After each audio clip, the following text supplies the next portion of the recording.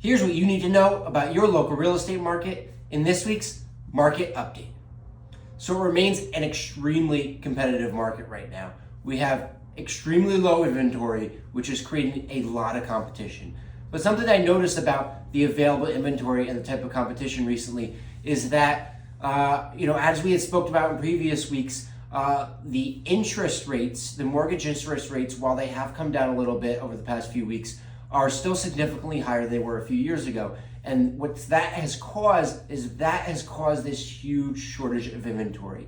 And because most of these people that currently own a home that would want to make a trade, while they be selling in the higher prices and buying in the higher prices, so that kind of evens itself out. Where the discrepancy really is the differential in their mortgage rates. A lot of them do not want to give up their lower mortgage rates because trading up, while it might not be a huge deal price-wise, seeing that they're selling their current home at a nice high price, that increase in mortgage rate really does make a difference, and that's keeping them in their homes. So what is that doing in terms of the pricing and competition? Well, it's been really interesting. What I'm finding is that what typically would have been middle market home, probably more of your upsize home, so to speak, a lot of those homes really are not existent in the market. And so what I'm seeing is a lot of the lower end of the market. I'm not talking junky homes by any means, but I'm talking about homes that would typically be more of a starter home at what we would typically consider starter home prices. I'm seeing the demand become extremely high for those homes, and those prices getting bid up to what historically would have been middle market prices. So what I'm hypothesizing is a lot of those first-time buyers are really what's making up a lot of that buyer pool. While they would love rates to be as low as they were a few years ago, they're not as affected by it because they're not giving up any of those rates. They're just simply adjusting to the current mortgage rates.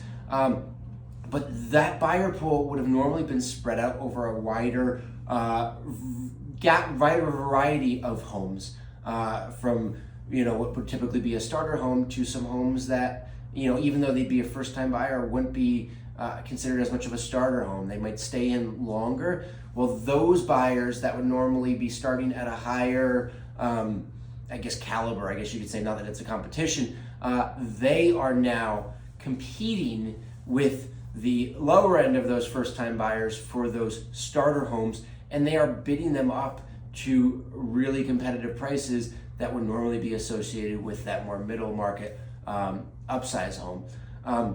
So we're seeing a huge amount of activity and huge price appreciation on the lower end of the market. That quote-unquote middle market, which normally around here I'd say was in the 700,000-800,000 range, has really bumped up to the million or so range, and that has been extremely sparse in terms of inventory, because that pool of homeowners seems to be not moving. And then we've got the higher end, which, while we're seeing gains in all aspects of the market, that higher end has not seen as significant of gains as we've seen in the lower to middle markets. So it's been really interesting. From my perspective, it's interesting to see how that gap between the lower end and the higher end seems to have shrunk. Although while that may be somewhat irrelevant, because it's not like that lower end is saying, well, if I can buy that $3 million home for such a better deal on it than I price per square foot than I would be on my starter home at 700,000, I might as well go with that. So that it's kind of irrelevant because those buyer pools still are separate enough. But it really is interesting to see how the different segments of the market are being affected differently. So if you are a buyer in this market, what I really recommend is, work, as I've said, work with a good agent. But I've been surprised. I've had a few buyers referred to me recently that were working with agents for a while, and they just didn't feel like they were getting the traction they needed and missing out on houses. Before I work with any buyer, I say, all right, let's have a conversation, let's sit down, let's speak about some concepts that you're gonna have to get comfortable with. And I've been absolutely surprised to hear that these concepts were completely foreign to them. They had never even been mentioned by the agents they were working with previously. So you really need to, it's a competitive market. It really is evolving very quickly, both on the buyer and seller side, and you really need to be working with somebody who not only understands these changes and keeps on top of them, but is willing to take the time and effort to explain them to you and really put their foot down and say, that's great that you want to get going so quickly. I'm very excited about that. But we need to lay our foundation first before we get out there and just go start looking at houses or taking photos or things of that sort. Inventory has crept up a little bit. Super Bowl weekend has passed. That's kind of our unofficial benchmark of spring market. So I've seen some more inventory come into the market than we had in the past month. And I'm expecting I wouldn't say a huge relief, but I'd expect a rather significant influx in homes coming on the market once March hits. Just from my personal experience, I have a lot of sellers that I've been working with to get their homes ready, and the general consensus has been, March launch dates. So I'm excited to see what March brings. I'm expecting the competition to remain very high because the demand will still significantly outpace the supply. But buyers can expect a few more options, and sellers, you're going to have a little bit more competition. You're going to have to put more effort into presenting your home in the best light possible, strategically pricing and timing your home sale to maximize your profits, because you will have some competition to deal with. So let's look at the stats this week and see how this might exemplify what I've been talking about. New homes coming on the market this week. We saw 8 homes come on the market this week. 4 homes were in town and 4 were in township. 5 of those were houses and 3 of those were condos or townhouses. Average list price of these homes was $773,000. Total inventory has crept up a little bit. Total active homes on the market right now is 29 homes actively on the market.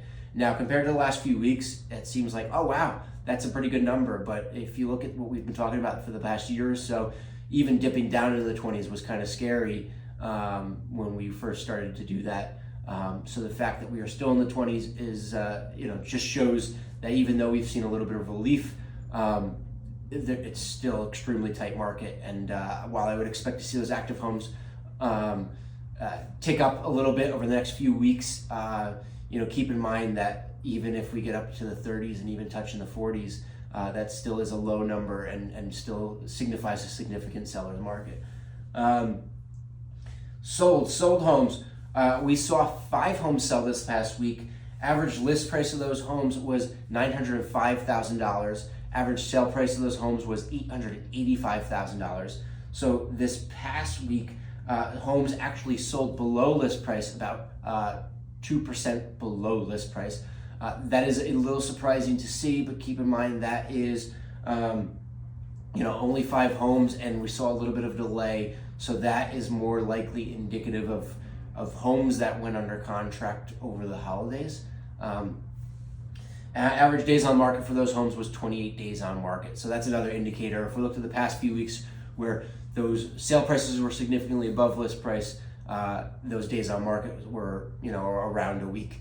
Whereas these average days on market for these sold homes that happened to close this past week were closer to a month, which, indicates that they were possibly slightly less desirable homes or not priced as strategically as they should have been.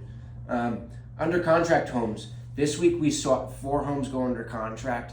Average list price of these homes was $712,000, and median days on market for these homes was 12 days on the market.